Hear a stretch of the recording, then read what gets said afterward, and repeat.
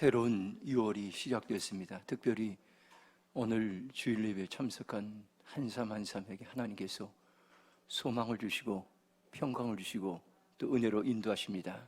특별히 오늘은 성령님이 우리 예배 가운데 강림하는 성령 임재 강림 기념 주일입니다. 특별히 성령께서 오늘 예배에 참석한 우리 모두에게 소망을 주시고 참으로 힘들고 어려운 때에 하나님께서 믿음을 주시고 또 격려하시고 우리의 삶을 복되게 인도해 주실 줄로 믿습니다. 특별히 성령 강림주일에 성령께서 여러분 심령 가운데 마음 가운데 임재하셔서 오늘 우리와 함께할 줄로 믿습니다. 축구를 좋아하는 사람이라면 누구나 잘 알고 있는 선수가 있습니다. 손흥민 선수는 세계적으로 이제 골인을 많이 넣어서 득점 왕이 되었습니다.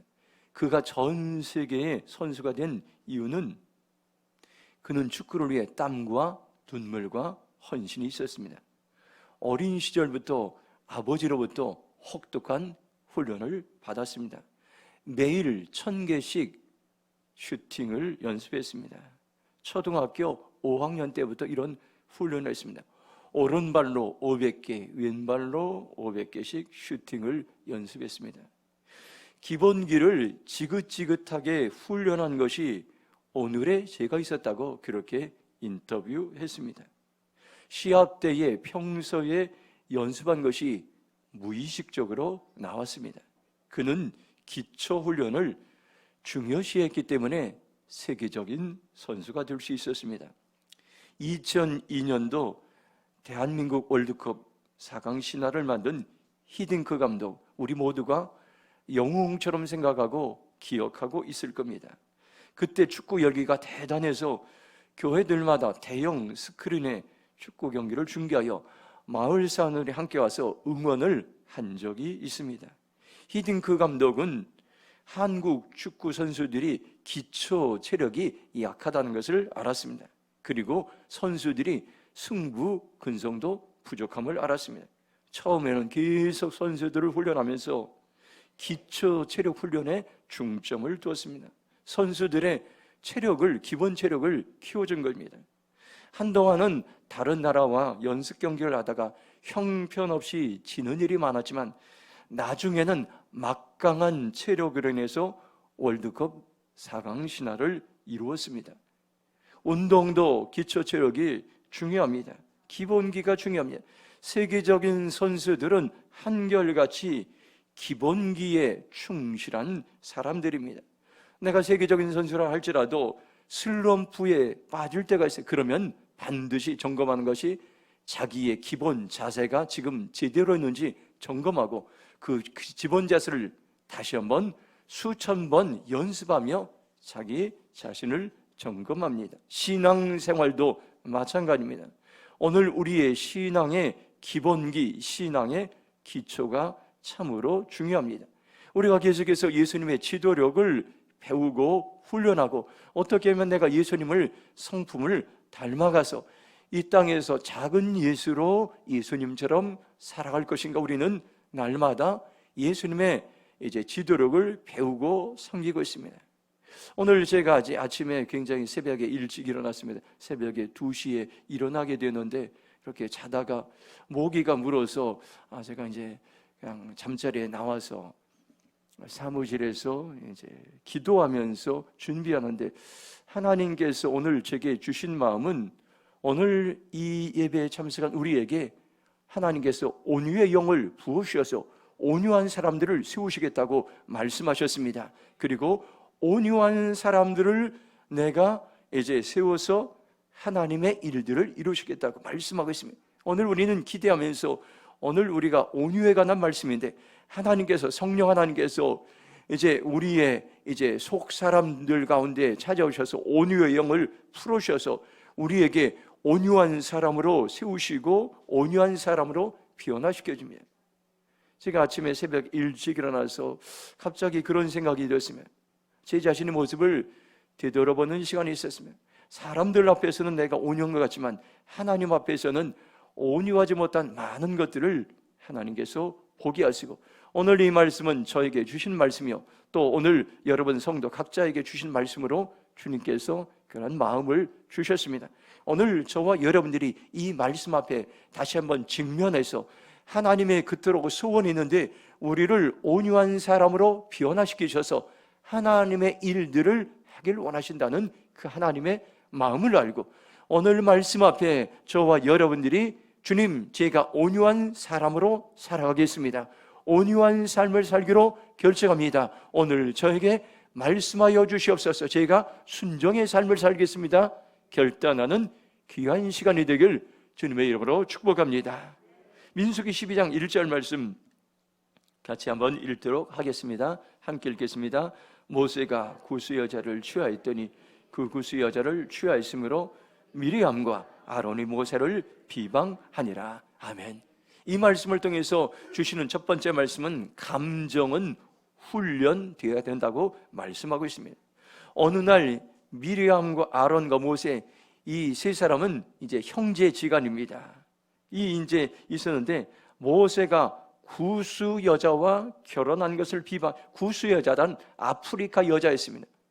이들은 이제 잘 이해가 되지 않았습니다. 아프리카 여자와 모세가 결혼한 것을 비방했는데 이것이 비방의 본래의 원인이 아니었습니다. 이전에 백성들이 모세를 원망하고, 우리 너무 힘들다, 우리가 가나안 땅으로 들어가 있는데 이 광야에서 먹을 것도 없고 오이도 없고 생선도 없고 부추도 없고 파도 없고 마늘도 없고 불평하고 원망했습니다.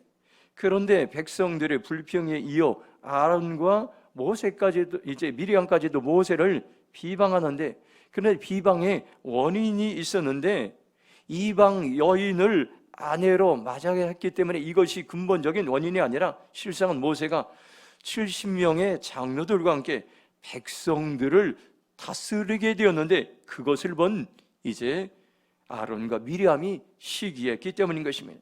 민수기 12장 1절을 세번역 성경으로 보면 모세가 구스 여인을 데리고 왔는데 미리암과 아론은 모세가 그 구스 여인을 아내로 맞았다고 해서 모세를 비방했다, 이렇게 말씀합니다. 미리암과 아론은 구스 여인을 데리고 온 것을 핑계로 모세를 비방하며 비난하며 투덜거렸어요. 그런데 민수기 12장 2절 보면 이렇게 말씀합니다. 주님께서 모세와 말씀하셨느냐, 우리와도 말씀하시지 않았냐. 그들이 이렇게 말한 것을 주님께서 들으셨다고 했습니다. 모세를 비방하는 것은 그 지도력에 문제가 있었던 것이에요. 하나님께서 모세에게만 지도력을 주는, 하나님께서 모세에게만 말씀하죠. 아론과 미리암, 나에게도 말씀하시고 나에게도 우리에게도 지도력을 주었다고 하면서 그것을 이제 비방하고 비난하기 시작했던 것입니다. 그런데 하나님께서는 이것을, 이 비방하는 소리를 들으셨다고 말씀하고 있습니다. 그들은 모세의 지도력에 반감을과 비방하며 비난하며 투덜대었습니다. 그런데 이것을 하나님께서 보시고 진단하셨습니다. 온유한 사람이 되려면은 감정을 조절할 줄 알아야 됩니다. 하나님은 우리를 온유한 사람으로 만드시기 위해서 오늘 초청하셔서 부르셨습니다. 오늘 예배를 다 이렇게 하나님이 준비하셨는데 특별히 내가 대림평화교회 성도들, 온유한 성도들로 만들어서 사용하길 원한다, 하나님 그런 마음을 가지고 우리를 다 목적을 가지고 부르셨습니다. 그런데 우리가 온유한 사람으로 살아가기 위해서는 나의 감정을 훈련하고 조절하는 것이 참으로 중요합니다. 때로는 하나님께서 사람과 사건과 환경을 보내셔서 우리의 감정을 구체적으로 훈련하십니다. 나에게 보내는 사람들, 나와 함께 일하는 사람들, 그 사람이 내 안의 감정을 표현할 수 있는 직정인 도구가 될 수 있습니다. 우리가 사람들을 만나거나 대화할 때에 갑자기 우리가 화를 내거나 아니면 분노하거나 이럴 때가 있습니다. 그리고 우리는 나중에 후회할 때가 종종 있습니다. 이런 모든 사람과 사건과 환경을 통해서 하나님께서는 우리의 감정을 측정하신다고 말씀합니다. 내가 처해 있는 환경이 감정을 측정할 도구입니다. 한번 성경 말씀 같이 읽도록 하겠습니다. 민수기 13장 28절입니다. 같이 읽겠습니다. 그러나 그 땅 거주민은 강하고 성읍은 견고하고 심히 글뿐 아니라 거기서 아낙 자손을 보았으며. 아멘. 가나안 땅을 정탐하고 돌아온 10명의 지도자들의 보고의 내용입니다. 그들은 그 어려운 환경, 가나안 땅이 어려운 환경을 보고 부정적으로 어떤 환경입니까요? 철병거로, 이미 그 당시에는 철병거로 무장한 그러한 이제 나라들이 거의 없는데, 이 가나안 땅에는 최신식 무기는 철병거로 무장한 군인들이 있었고, 그리고 여리고 성을 보니까 너무나 견고하게 지어서 난공불락의 그러한 여리고, 그리고 그 땅에 가나안 땅이 들어간 거인족들이 거의 3m나 되는 거인족들이 살고 있어서 이것들을 보고 10명의 지도자들은 환경을 보고 불평하고 부정적으로 반응했습니다. 그러자 민수기 14장 1절에 보니까 온 회중이 소리를 높여 부르짖으며 백성이 밤새도록 통곡하였다라 말씀하고 있습니다. 이 10명의 지도자들이 정탐하고 돌아와서 부정적으로 보고하자 이것들이 온 이스라엘 이 백성들에게 전염되어서 모든 백성들이 통곡하고 모세와 아론을 원망했습니다. 우리가 이집트에서 죽었으면 좋았을 걸, 우리가 이 광야까지 이제 와서 우리가 그리고 가나안 땅에 들어가지도 못하고 죽게 되었다고 불평과 원망, 부정적인 감정을 통제하지 못했습니다. 우리가 살아가면서 사랑과 환경 가운데 발생하는 사건들이 있습니다. 때로는 긍정적인, 부정적인, 크고 작은 이러한 사건과 환경들이 나의 감정을 표현하게 됩니다. 우리가 함께 있는 사람들 가운데는 성령 충만한 사람이 있는가 하면 세상을 좋아하는 세속적인 사람들도 있습니다. 우리가 사귀는 사람들 가운데는 좋은 사람들이 있는가 하면 나쁜 사람들도 있을 수 있습니다. 우리 주위에는 경건한 사람이 있는가 하면 속된 사람들도 있습니다. 내가 처한 환경이 평화롭고 즐겁고 기쁜 환경일 수도 있지만은 어떤 경우에는 어렵고 힘든 환경들이 나에게 찾아올 수 있습니다. 그런데 이러한 환경들, 사람들, 사건들 앞에 저와 여러분은 어떻게 반응하고 있습니까? 우리가 때로는 비방으로 반응하고 불평으로 반응하고 원망으로, 낙심으로 이렇게 반응할 때 하나님 우리의 감정을 살펴보고 있습니다. 하나님께 우리에게 일들을 맡기기를 합니다. 하나님의 간절한 소원들은 여러분들이 나이를 초월해서 또 여러분들 지위를 초월해서 모든 사람들을 하나님께서 이제 일들을 맡기시고 우리를 사용하고 나는데, 그런데 맡길 만한 사람인가 하나님께서 무엇을 보고 테스트하십니까요? 우리의 감정을 표현하는 것을 보고 테스트한다고 말씀하고 있습니다. 우리의 감정은 우리가 준비된 일꾼들인가, 준비된 지도자인가 하나님 측정하는 도구가 될 수 있다고 말씀하고 있습니다. 저도 가끔 가다가 옛날에는, 지금은 거의 없지만 감정 조절이 안 될 때가 있었습니다. 평상시에는 잘 참고 굉장히 많이 참다가 나중에는 폭발하면 분노하는 감정이 조절 안 될 때가 제 평생 동안에 몇 번 있었습니다. 그리고 나서 후회한 적들이 있었습니다. 하나님께서는 오늘 우리의 감정을 표현하는 것을 되돌아보기 원합니다. 왜 그렇습니까요? 하나님 우리를 사용하기 원해서입니다. 미국에 가보면 시카고가 굉장히 유명한 거리입니다. 그런데 1871년에 시카고 대화재 사건이 일어납니다. 이 시카고에서 9km 반경으로 화재가 일어났는데 10만 명의 사람들이 이재민이 생겼어요. 그 도시 전체가 불로 초토화됐습니다. 그런데 그 계기가 전화위복의 계기가 됐습니다. 대화재 사건 이후로 시카고 도심이 건축이 전 세계적으로 지금까지 유명해졌습니다. 당대의 최고의 건축가들이 이 시카고 이제 이 황폐된 이 지역에 들어와서 그들이 아이디어를 가지고 새로운 건물들을 짓기 시작하고 섬기고 봉사해서 그때 지어진 건물들이 지금까지도 유명한 건물들이 되었습니다. 대화재 사건 이후에 도시는 기초부터 다시 시작되었던 것입니다. 오늘 우리에게 주신 말씀, 우리의 감정들이 황폐하고 때로는 무너진 감정들이 지금이 다시 한번 여러분들 기초부터 재건할 때라고 오늘 우리에게 말씀해 주고 있습니다. 저와 여러분들이 비방하고 불평하고 원망하는 반응들로는 하나님께 쓰임받을 수가 없습니다. 지금의 우리의 상한 감정을 하나님께 치유하시고 또 재건하시고 우리의 마음의 쓴뿌리를 치유할 때 바로 지금이 이때라고 주님께서 말씀하고 있습니다. 잠언 16장 32절은 이렇게 말씀합니다. 노하기를 터디하는 자는 용사보다 낫고 자기의 마음을 다스리는 자는 성을 빼앗는 자보다 낫다고 말씀하고 있습니다. 현대의 성경을 보면 이렇게 말씀하고 있습니다.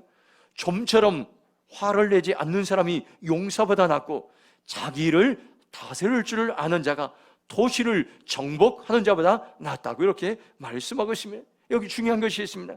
분노하는 감정을 다스릴 줄 아는 사람, 비난의 감정을 다스릴 줄 아는 사람, 불평하고 원망하는 감정을 다스릴 줄 아는 사람이 성을 빼앗는 자보다 더 힘이 있고 지도력이 있고 위대하다고 말씀하고 있습니다.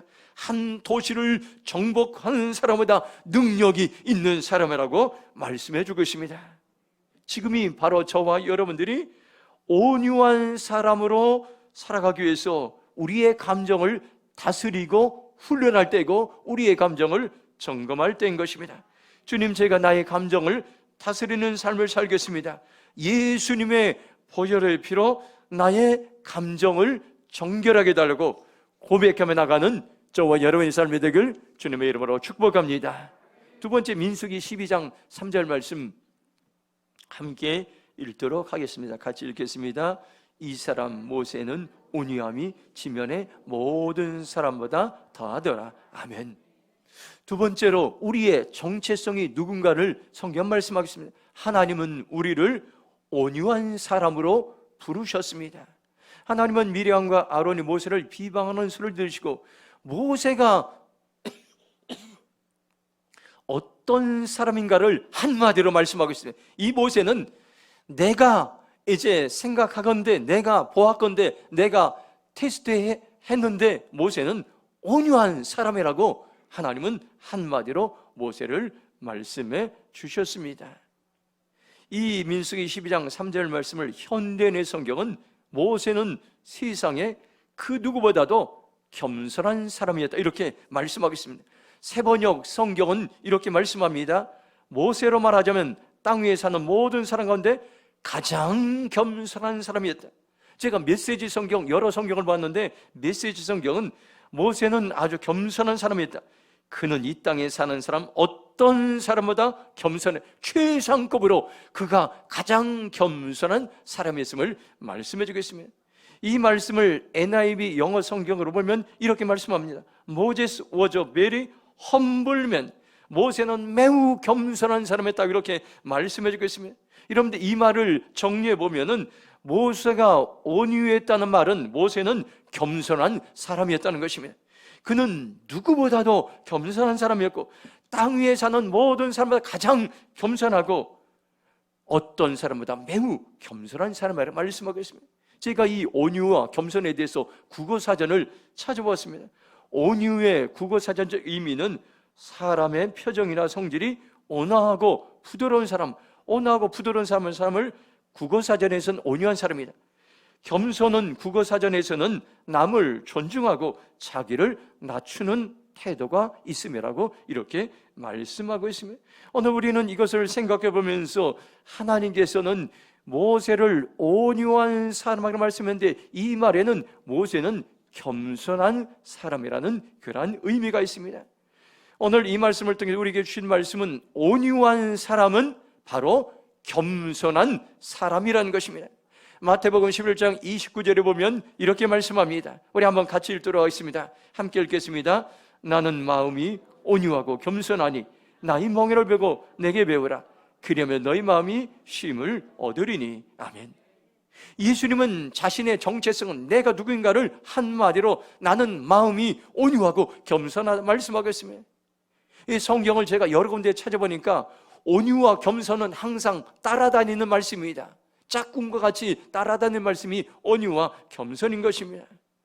예수님이 온유하다는 그런 말씀은 나는 겸손한 이제 사람이라고 그렇게 말씀하고, 우리가 겸손한 사람이 되면 어떤 결과가 됩니까요? 마음의 쉼이 찾아오고 영혼이 이제 안식과 평안이 찾아온다고 말씀하고 있습니다. 에베소서 4장 2절에는 모든 겸손과 온유로 하고 오래 참음으로 사랑 가운데 서로 용납하고 말씀하고 있습니다. 이 말씀을 세번역 성경으로 보니까 겸손한 거 온유함으로 깍듯이 대하십시오. 오래 참음으로써 사랑으로 서로 용납하십시오. 이렇게 말씀하겠습니다. 우리가 겸손함으로 서로를 깍듯이 대하면은 우리에게는 오래 참음, 인내가 생기게 되고 서로 사랑하게 되고 또 서로 용서하고 용납의 삶을 살 수 있음을 말씀해 주겠습니다. 예수님의 성품을 닮아가는 기초, 기본기가 바로 온유라는 것을 우리에게 말씀해 주겠습니다. 온유는 바로 겸손한 행동을 말씀하고 있습니다. 겸손한 사람은 남을 존중하고 자기를 낮추는 것입니다.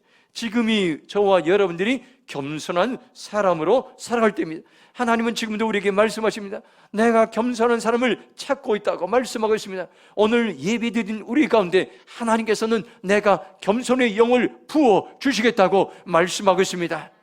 저와 여러분들이 겸손에 충만해서 하나님께 마음껏 쓰임받는 그러한 삶을 살아가길 주님의 이름으로 축복합니다.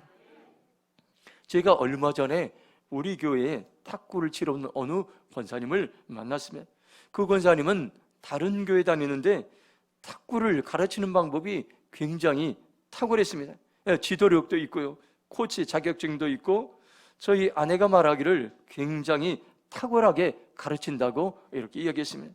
저는 그 권사님에게 제가 이렇게 얘기해서 권사님의 탁구 수제자가 되겠습니다. 저에게 좀 잘 좀 가르쳐달라고 제가 그분에게 겸손하게 반응했습니다. 그분 매주 오셔서 몇 주 동안 가르쳐주고 있습니다. 지금이야말로 하나님께서 우리의 겸손의 사이즈를 키울 때인 것입니다. 우리가 겸손해지면 그냥 겸손한 그 사람이 있는 것이 아니라 우리의 겸손의 사이즈를 키우면 하나님 우리를 마음껏 사용하신다고 성경은 말씀하고 있습니다. 겸손의 반대는 내가 겸손한가를 어떻게 알 수 있습니까요? 바로 내가 교만한가를 보면 알 수 있습니다. 겸손의 반대는 교만함인데 하나님은 교만한 자를 대적하시고 교만한 자를 멸망하신다고 말씀하고 있습니다. 잠언 18장 12절 말씀 한번 같이 읽도록 하겠습니다. 같이 읽겠습니다. 사람의 마음의 교만은 멸망의 선봉이요 겸손은 존귀의 길잡이니라. 아멘. 이 말씀은 너무나도 유명한 말씀이에요. 사람이 망하려면 먼저 징조가 있는데 그 사람이 망하고 그 공동체가 망하는, 그 나라가 망하는 징조는 먼저 교만해진다는 것입니다. 그러나 존경받을 만한 사람은 지금 존경받지 못하지만 나중에 존경받을 만한 사람의 징조가 나타나는데 먼저 겸손해지면 그 사람은 반드시 이제 존경받을 만한 그러한 사람으로 이제 세워진다고 말씀하고 있습니다. 지금 저와 여러분들이 결단하시기 바랍니다. 주님, 제가 겸손한 삶을 살겠습니다. 겸손의 사이즈를 키우겠습니다. 하나님이 우리의 겸손의 사이즈를 더 키우면 어떤 사람은 이 대림동을 살리는 믿음의 용사로 마음껏 사용할 것입니다. 우리가 겸손의 사이즈가 더 커지면 어떤 사람은 나라와 민족을 세우는 그러한 이제 믿음의 용사로 하나님 사용하실 것입니다. 더 겸손의 사이즈를 키우면은 이제는 열방과 지구촌을 살릴 믿음의 용사로 하나님께서 우리를 세우실 것입니다. 주님, 제가 겸손의 사이즈를 키우는 그러한 삶을 살기로 결정합니다. 고백하며 나가기를 주님의 이름으로 축복합니다. 두 번째로, 온유한 사람은 자신에 대해서 죽고 진리에 대해서 사는 사람을 말씀하고 있습니다. 한번 따라서 하겠습니다. 온유한 사람은 자신에 대해서는 죽고 진리에 대해서는 사는 사람입니다. 아멘. 모세는 온유한 사람이었는데 자신을 비방하는 이제 누이와 동생 미리암과 이제 아론을 어떻게 했습니까요? 자기의 마음을 깨어진 마음으로 그들을 불쌍히 대적하지 않았습니다. 하나님의 징계를 받아 나병에 걸린 누이 미리암을 위해서 간절하게 중보기도를 합니다. 민수기 12장 13절 보면 모세가 여호와께 부르짖어 이르되 하나님이여 원하건대 그를 고쳐 주옵소서. 자기를 대적하고 비방하던 누이 미리암이 이제 살이 썩어져 들어갑니다. 하나님의 징계로 인해서. 그것을 보고 모세는 하나님께 제발 미리암을 고쳐달라고 간절하게 부르셨어요. 온유는 자신이 무시당하고 조롱할 때 환경에 대해, 사람에 대해 반응하지 않고 자신이 죽는 자리로, 깨어진 자리로 나가는 것입니다. 시편 25편 9절 보면 온유한 자를 정의로 지도하시며 온유한 자에게 그의 도를 가르치려다. 이렇게 깨어진 마음으로 나가는 자들에게 하나님은 옳은 길로 인도하시고 하나님의 뜻을 가르쳐준다고 말씀하겠습니다. 시편 37편 11절 보면 그러나 온유한 자들은 땅을 차지하며 풍성한 화평으로 즐거워하리라 말씀하고 있습니다. 세번역 성경을 보면 겸손한 사람들이 오히려 땅을 차지할 것이며 그들이 크게 기뻐하면서 평화를 누리게 될 것이라고 말씀해 주고 있습니다. 자기의 감정을 조절할 줄 알며 오히려 깨어진 마음으로 하나님께 나가는 자들을 반드시 하나님 약속했는데, 너희들이 땅을 차지하리라, 너희들이 땅을 소유하리라, 너희들이 영향력을 끼치는 나의 백성이 될 것이다. 너희들을 통해서 평화가 임하고 화평이 임하고 즐거움과 기쁨이 임하게 될 것이라고 말씀하고 있습니다. 바로 온유는 감정을 다스리고 통제하는 힘이 있습니다. 염려하고 불안하고 의심하고 분노하고 고집이 센 이런 감정들을 하나님께서는 다스리기를 원합니다. 방치하고 그냥 넘어가면 이런 감정들이 우리의 인생이 황폐될 수밖에 없습니다. 제가 교회의 옥상에 우리 선교사님과 함께 이제 채소를 심었는데 고추, 가지, 토마토, 상추를 심고 지금 날씨가 너무 가물기 때문에 매일 새벽 기도를 마치고 옥상에 올라가서 물을 주겠습니다. 그런데 어느 날부터인가 진딧물이 고추와 가지에 엄청나게 많아졌습니다. 약을 주고 물을 뿌려서 이제 이 진딧물을 떨어지게 합니다. 너무 많이 붙어있기 때문에 어느 날인가 제가 호수로 그 진딧물을 하나하나 그냥 떨어지게 다 이렇게 하면, 그러면 밑으로 뚝뚝뚝 다 떨어지는데 그 다음날 가보면 또 수북히 올라오는, 몇 시간 안 되면 그 진딧물들이 줄기를 타고 다시 올라오는 것을 보게 되었습니다. 그런데 진딧물은 처음 생기기 시작할 때 약을 주어서 바로 잡아야 되는데 시기를 놓치면 엄청나게 진딧물이 불어나서 농사를 망치게 됩니다. 제가 가지를 심었는데 가지 15개를 심었어요. 그런데 진딧물이 새순이 나오기만 하면은 갉아먹어서 가지가 열매를 맺지 못하고 있습니다. 이것을 통해서 중요한 교훈을 깨닫게 하셨습니다. 우리의 분노하는 감정, 비방하는 감정, 낙심하고 불평하는 감정을 초기에 다스리지 못하면 우리의 인생은 황폐화될 수 있다는 것입니다. 하나님의 사명을 이룰 수가 없어요. 나를 기분 나쁘게 하는 사람들 우리의 주위에 있습니다. 나를 무시하는 사람들이 있습니다. 나를 모욕하고 나를 비방하고 나를 중상모략하는 사람들에게 저와 여러분들은 어떻게 반응하고 있습니까? 그때가 저와 여러분들이 하나님께 바짝 엎드릴 때인 것입니다. 그때가 나의 자아가 죽을 때인 것입니다. 온유는 헬라어 어원으로 프라오테스라고 말합니다. 그 뜻은 야생마가 길들여진다는 그런 뜻입니다. 야생마는 힘이 엄청나게 좋습니다. 길들여지지 않아서 이 야생마는 힘을 제멋대로 사용해서, 이 야생마는 힘이 아무리 좋아도 길들여지지 않으면 사람들에게 별로 도움이 되지 않습니다. 그러나 야생마가 일단 주인에 의해 길들여져서 주인의 조정을 받을 때 이 야생마는 변화돼서 명마로 변화됩니다. 참 놀랍니다. 야생마는 야생마 그대로 일생을 마치는 야생마가 있는가 하면 주인에 의해서 길들여서 세계적인 명품 말로 변화돼서 쓰임받는 그런 말들도 있다는 것입니다. 바로 오늘 우리는 지금 우리가 온유한 사람에 대해서 어떻게 합니까? 야생말들을 길들일 때에 이 방법이 한 가지 있다고 합니다.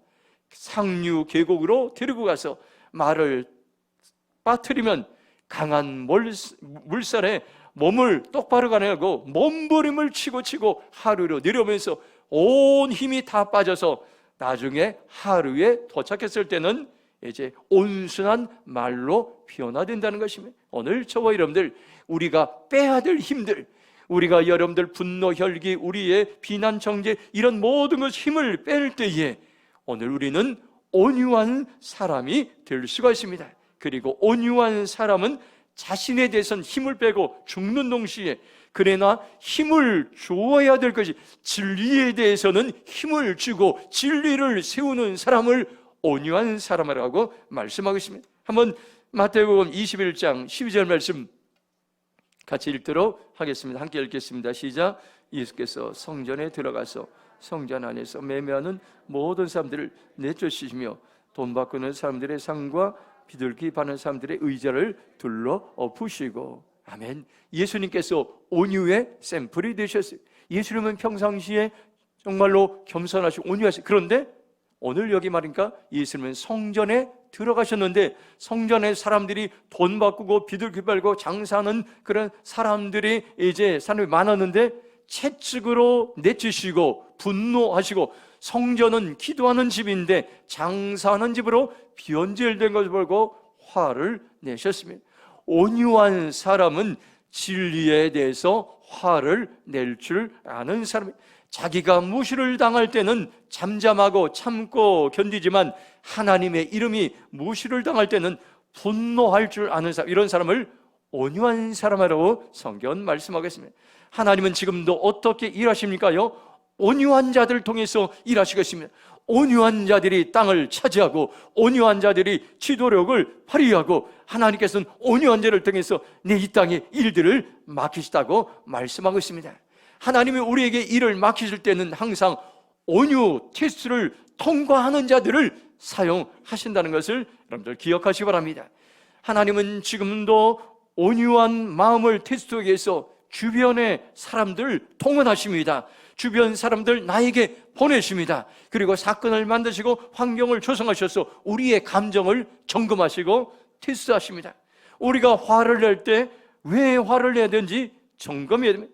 내가 무시당해서 모욕당해서 비방을 받아서 중상모략을 당해서 내가 원하는 대로 이루어지지 않기 때문에 화를 내는가? 아니면 하나님의 이름이 무시를 당하기 때문에 화를 내는가? 진리를 무시하기 때문에 화를 내. 우리의 화를 내는 것을 구체적으로 점검할 때, 이것이 테스트가 이제 하나님의 테스트에 통과할 때에 하나님 우리의 온유를 측정하시고 사랑과 사건 환경을 보내서 통과한 자들에게 하나님의 일을 마음껏 맡기신다는 것을 여러분들 기억하시고 이 테스트에 통과하는 저와 여러분의 삶이 되길 주님의 이름으로 축복합니다. 이 시간 결단하시기 바랍니다. 주님, 나는 온유한 사람이 되겠습니다. 온유한 사람으로 훈련하겠습니다. 나는 나 자신에 대해 죽고 진리에 대해 사는 사람을 살겠습니다. 그렇게 결정할 때 성령께서 우리를 온유한 사람으로 훈련할 수 있도록 도우시고 인도해 주실 줄로 믿습니다. 마지막 민수기 12장 8절 말씀 같이 읽도록 하겠습니다. 함께 읽겠습니다. 그와는 내가 대면하여 명백히 말하고 은밀한 말로 하지 아니하며 그는 또 여호와 형성을 보거늘 너희가 어찌하여 내 종 모세 비방하기를 두려워하지 아니하느냐. 아멘. 오늘 중요한 말씀, 결론 같은 말씀입니다. 세 번째로 하나님과 친밀히 교제하면 온유한 사람으로 변화됩니다. 하나님은 모세를 어떻게 생각하셨습니까요? 내가 대면하여 명백히 말하고 직면하여 분명히 말하고 뭐한 말로 하지 않는다고 말씀하고 있습니다. 메시지 성경을 보니까 이 말씀이 더 구체적으로 마음에 와닿습니다. 나는 그와 직접 친밀하게 말하고 수수께끼가 아닌 분명한 말로 이야기한다. 그는 하나님의 참모습을 깊이 헤아리는 사람이다. 그런데 어찌하여 너희는 존경이나 경의를 표하지 않고 나의 종 모세를 비방하는 것이냐? 이렇게 말씀하겠습니다. 하나님은 모세에게 직접 말씀하셨는데 다른 선지자들은 환상이나 꿈으로 말씀하셨는데 하나님 모세와 직접 대면하여 분명하게 말씀하셨다고 말씀하고 있습니다. 모세가 온유한 사람으로 변화된 비결인데 하나님과 친밀한 교제가 있었던 것입니다. 그런데 모세는 처음부터 온유한 사람이 아니었습니다. 그는 혈기가 있고 분노를 조절하지 못하는 사람이었습니다. 출애굽기 2장 12절 보면 좌우를 살펴 사람이 없음을 보고 그 애굽 사람을 쳐 죽여 모래 속에 감추니라 말씀하겠습니다. 애굽 사람과 자기 동족인 히브리 사람과 싸우는 것을 보고 화를 참지 못해서 좌우를 살펴보고 사람이 없는 것을 보고 애굽 사람을 쳐 죽인 살인자가 되었습니다. 분노를 조절하지 못해서 살인자가 되고 도망가게 됐어요. 그런데 모세는 40년 후에 변화되었어요. 광야에서, 어려운 광야에서 하나님과 만나면서 하나님과 친밀한 교제가 일어났습니다. 그리고 하나님의 마음을 알게 됐습니다. 하나님의 말씀을 듣게 됐습니다. 그리고 그는 그곳에서 놀라운 변화가 나는데 온유의 사람으로 변화됐던 것입니다. 그 비결이 하나님과 친밀한 만남과 교제에 있었던 것입니다. 모세는 세상에 어느 누구보다도 온유한 사람으로 변화됐습니다. 우리가 어떻게 하면 온유한 사람으로 변화될 수 있습니까? 온유하신 하나님과 교제하면 우리의 삶이 온유한 사람으로 바뀌어지는 것입니다. 온유하신 하나님의 말씀을 묵상하면 온유한 사람으로 우리의 생각과 마음과 행동이 변화될 것입니다. 하나님과 친밀한 교제를 이루는 것이 우리의 온유한 삶으로 바뀌는데 신앙의 기본기요 기초 체력인 것입니다. 이사야 30장 18절에 이렇게 말씀합니다. 그러나 여호와께서 기다리시나니 이는 너에게 은혜를 베풀려 하시며 일어나시리니 이는 너희를 긍휼히 여기려 하심이라. 대저 여호와는 정의의 하나님이시라 그를 기다리는 자보다 복이 있도다 말씀하여. 하나님은 어떤 분입니까? 지금도 나와 우리와 친밀한 교제를 이루기 위해서 간절히 기다리고 있습니다. 우리와 대화하기 위해서 하나님은 우리를 기다리고 우리에게 말씀하시기 위해서 나를 기다리고 있다고 말씀하고 있습니다.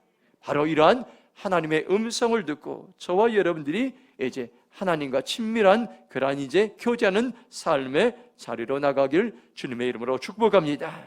오늘 우리는 이 말씀을 통해서 예수님의 성품을 닮아가는 그러한 이제 지도력을 발휘하기 위해서 오늘 우리는 우리에게 주신 몇 가지 말씀이에요. 먼저는 감정을 훈련해야 됩니다. 부정적인 감정을 끊어내시기 바랍니다. 그리고 하나님은 우리의 정체성을 분명하게 말씀합니다. 우리는 누굽니까요? 온유의 사람인 것이, 온유의 사람으로 우리를 부르셨습니다. 그리고 우리의 정체성은 온유하신 예수님을 닮아가고 하나님과 친밀하게 교제하면은 온유한 사람으로 우리 모두가 변화될 수 있다는 소망을 우리에게 열어주셨습니다. 오늘 이 말씀 듣고 저와 여러분들이 결단하시 바랍니다. 주님, 제가 날마다 감정을 훈련하는 삶을 살겠습니다. 온유한 사람으로 살아가겠습니다. 하나님과 친밀한 교제의 삶을 살겠습니다. 그렇게 결단하는 저와 여러분의 삶이 되길 주님의 이름으로 축복합니다. 이 시간 동성으로 기도하겠습니다.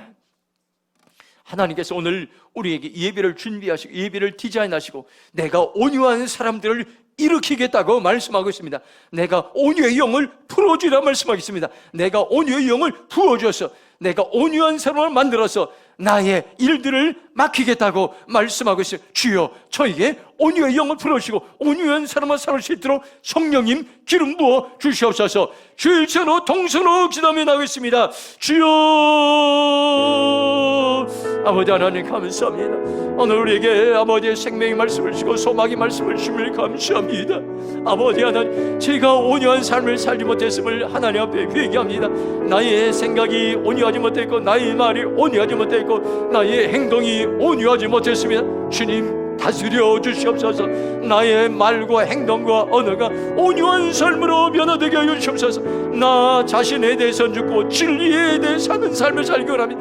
나의 감정을 조절하며 나의 감정을 아버지 하나님 다스리게 하여 주시옵소서. 나를 온유한 사람으로 부르신 주님을 찬양합니다. 나의 정체성을 알리게 하심을 감사합니다. 나는 온유한 사람입니다. 나는 온유한 사람입니다. 우리가 믿음으로 선포하며 주님께 나갈 때에 아버지 모세를 변화시킨 주님, 오늘 우리를 변화시켜서 온유한 사람으로 일으켜서 우리를 마음껏 사용하여 주시옵소서. 마음껏 사용, 온유한 사람들이 일어날지어다. 너는 나의 온유한 사람이라 주님의 음성을 듣고 예 주님, 제가 그렇게 살아가기 결정합니다. 성령도 오시고 성령님 역사하여 주시옵소서.